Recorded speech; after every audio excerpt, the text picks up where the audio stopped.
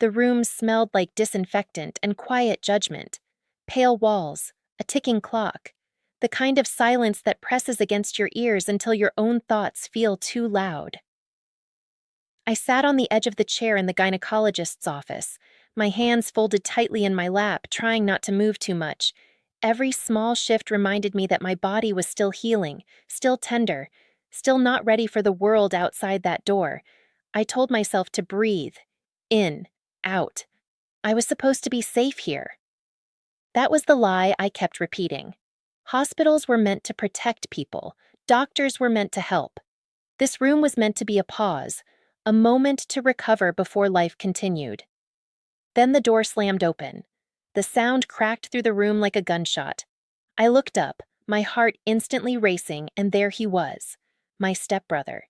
His face was tight with anger, his jaw clenched like he'd been chewing on rage for hours, and finally decided to spit it out on me. "What are you doing here?" I whispered, my voice already shaking. He didn't answer. He stepped inside and shut the door behind him, hard enough that the walls seemed to flinch.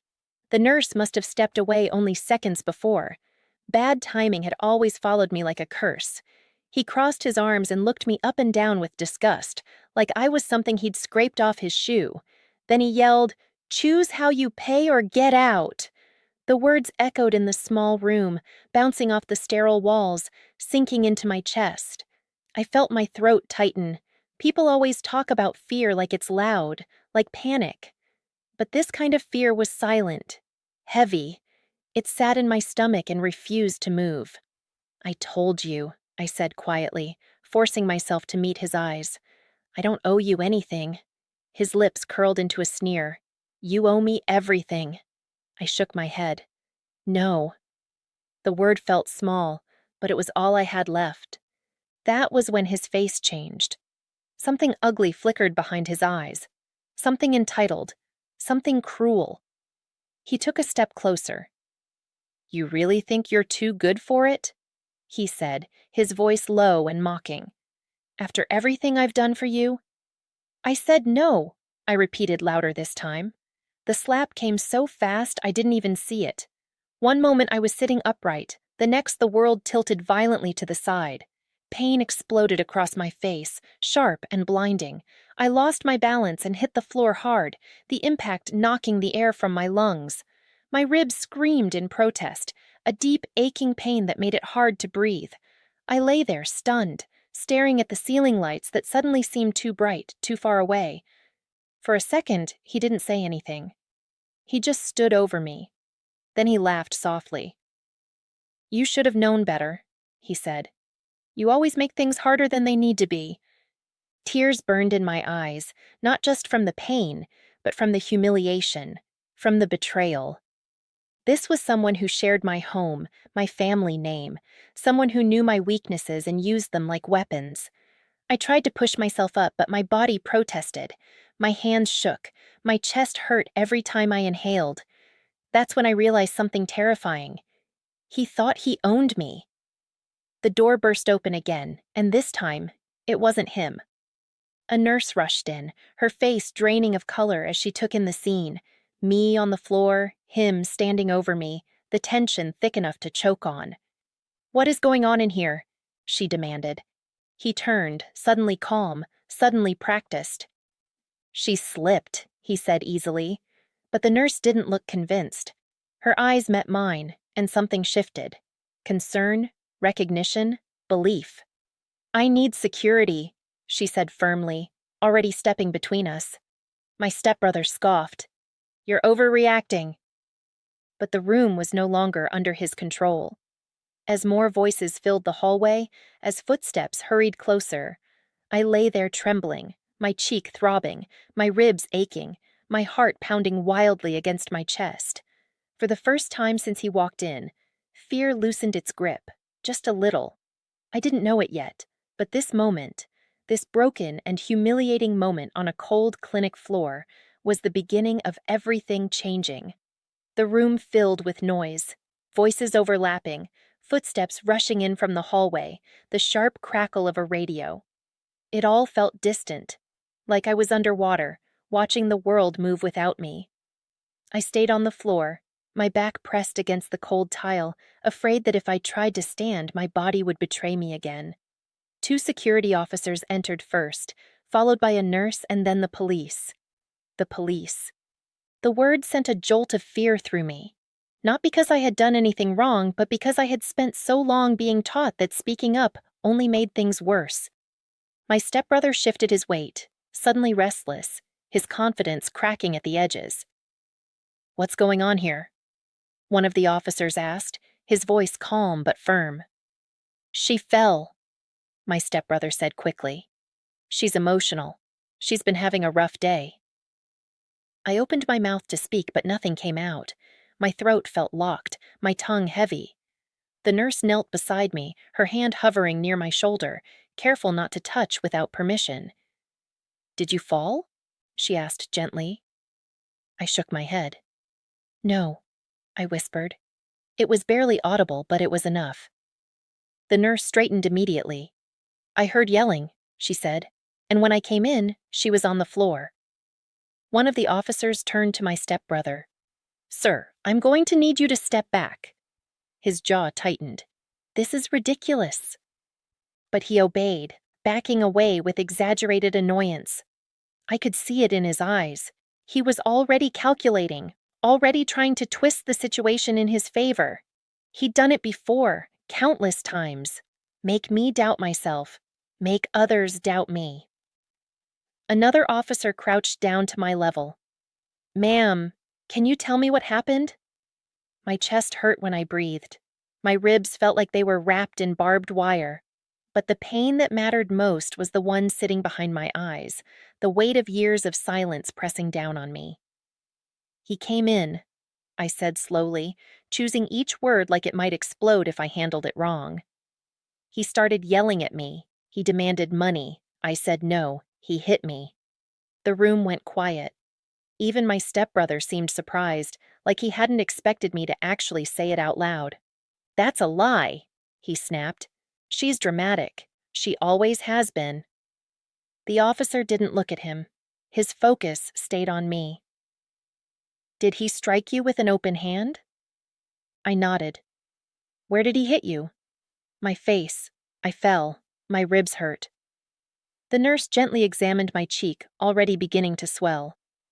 "We need imaging," she said softly, "and documentation." Documentation. The word felt powerful, permanent. My stepbrother laughed, sharp and humorless. "You're really going to take her word for it?" The second officer finally spoke, his voice cold. "Sir, I'm going to need you to stop talking." That was when something inside me cracked open. I started to cry, not the quiet, polite tears I was used to shedding in private, but the kind that shook my whole body. Every insult, every threat, every time he'd cornered me with demands and smirks came spilling out through sobs. "He does this," I said, my voice breaking. "He thinks he can control me. He thinks I owe him. He's been doing it for years." The nurse placed a blanket over my shoulders. "You're safe right now," she whispered. Safe. I hadn't heard that word in a long time. The officers exchanged a look. One of them stepped away to make a call. The other turned to my stepbrother. "Sir, I need you to place your hands where I can see them." "What?" he scoffed. "You can't be serious." "I am," the officer said. "We're detaining you while we investigate an assault." The color drained from his face. "You can't do this. She needs me." I laughed weakly through my tears. "No," I said. "I don't." As they led him toward the door, he twisted around, eyes blazing. "This isn't over," he hissed. "You'll regret this." For a split second, fear surged again. Old habits die hard. But then the door closed behind him. The sound echoed, final and solid, and something inside my chest loosened. I sagged back against the wall, exhausted, in pain, but no longer invisible. The nurse squeezed my hand. "You did the right thing." I stared at the floor, breathing carefully, slowly. For the first time, my truth hadn't been swallowed by someone louder, stronger, or crueler. It had witnesses now, and nothing would ever be the same. The weeks after the hospital blurred together in a haze of paperwork, appointments, and restless nights. Bruises faded faster than fear. My ribs healed, but the ache in my chest lingered, a quiet reminder of everything I had carried alone for too long. At first, silence terrified me. Every creak of the house made my heart jump. Every unknown number on my phone felt like a threat. Even though my stepbrother was gone, legally barred from contacting me, my body hadn't caught up to that reality yet. Trauma has a way of staying long after danger leaves. I started therapy because I didn't know what else to do. Sitting across from a stranger and talking about my life felt impossible at first. I minimized everything out of habit, laughed at the wrong moments, apologized for taking up space. My therapist noticed. "You don't have to earn the right to exist," she told me one afternoon. The words hit harder than any slap. Slowly, I began to tell the truth. About the way he used money as a leash. About how he framed his control as help. About the constant fear of saying the wrong thing, of owing too much, of being trapped. Speaking it out loud stripped the power from it, piece by piece. Outside those walls, I rebuilt in quieter ways. I moved my belongings into a small apartment that smelled like fresh paint and second chances. It wasn't much, but it was mine. No raised voices, no slammed doors, no eyes watching me calculate every move. The first night there, I slept on the floor with a blanket and cried, not from sadness, but from relief. Then came the paperwork. As the investigation continued, I was asked to provide records, messages, bank statements, old emails. Digging through them felt like reopening wounds, but it also revealed something I hadn't seen before. Patterns, lies, threats carefully disguised as concern. I wasn't imagining it. I never had been. Each document I submitted felt like reclaiming a stolen piece of myself. There were days I wanted to give up. Days when anger burned so hot it scared me. Days when shame whispered that I should have stayed quiet, that life would have been easier if I had just paid the price he demanded, but I didn't listen anymore. Instead, I focused on what I could control. I went back to school part-time, choosing classes I'd once been told were impractical. I took long walks in the evening, letting my body remember what calm felt like. I learned how to say no without explaining myself, and how powerful that one word could be. One afternoon, I ran into someone who knew him. They looked uncomfortable, awkward. "I heard what happened," they said carefully. "So did a lot of people," I replied, and for the first time, that didn't scare me. The truth had a way of spreading on its own. His version of events didn't hold up under scrutiny. People asked questions he couldn't answer. Doors that had once opened for him quietly closed. He lost favors. He lost credibility. He lost control. I didn't celebrate. I didn't need to. My revenge wasn't loud or dramatic. It was slow and steady and rooted in reality. It was waking up without dread. It was paying my own bills. It was laughing without checking over my shoulder. One evening, as I sat at my kitchen table reviewing court-related paperwork, I realized something that stopped me cold. I wasn't doing this for revenge anymore.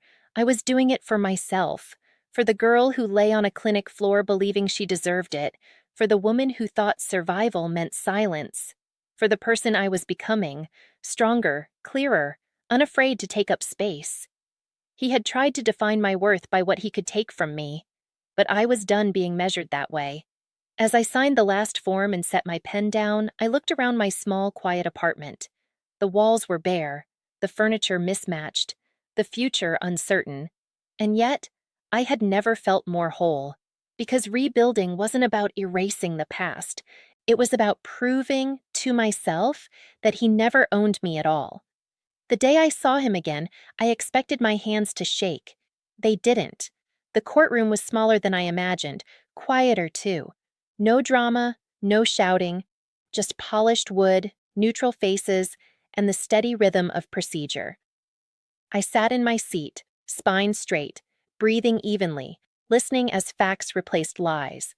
He looked different, smaller somehow, His confidence, once so loud, so sharp, had dulled. The suit he wore didn't fit quite right, like it belonged to someone else. When his eyes met mine, I didn't see power anymore. I saw desperation. For the first time, he looked afraid. As statements were read and evidence presented, the story unfolded without emotion, without exaggeration.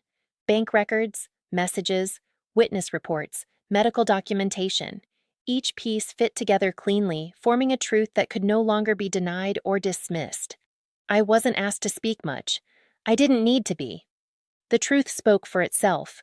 When the judge addressed him, the words were measured and calm, but they carried weight, accountability, consequences, boundaries set by law, not fear. He stared straight ahead, jaw clenched as if refusing to look at the reality closing in around him. I felt something unexpected then. Not triumph, relief.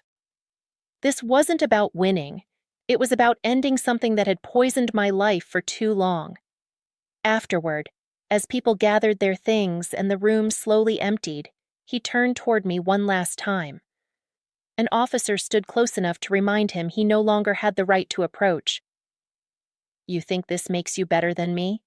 he said quietly. I considered the question. "I don't think about you anymore," I replied. And I meant it. Outside, the air felt lighter. The sky stretched wide and blue, indifferent to what had just happened, and somehow that made everything feel right. Life hadn't stopped for my pain, but it hadn't ignored it either. It had simply waited for me to stand up. Months passed. I graduated. I found work that challenged me and respected my time. I filled my apartment with plants and soft music and friends who asked how I was, and listened to the answer. I learned that peace isn't loud. It doesn't announce itself. It settles in quietly, like sunlight through a window. Every now and then I heard things, that he struggled to find work, that people kept their distance, that his name carried questions now instead of authority. None of it brought me joy. It didn't need to. One evening, as I walked home after a long day, I passed my reflection in a shop window and barely recognized the woman looking back. Her shoulders were relaxed, her gaze steady. She looked like someone who knew her worth. I stopped and smiled, not because I had destroyed him, but because I had survived him. The words he once shouted at me, "Choose how you pay or get out," echoed faintly in my memory. I finally understood their irony. I had chosen. I chose truth over silence, dignity over fear, growth over bitterness. And the price? I paid nothing. He did. As I unlocked my door and stepped into my home, I felt something close around me. Not walls, but freedom. The kind that comes from knowing no one owns your body, your voice, or your future. The kind that lasts. The kind no one can ever take away.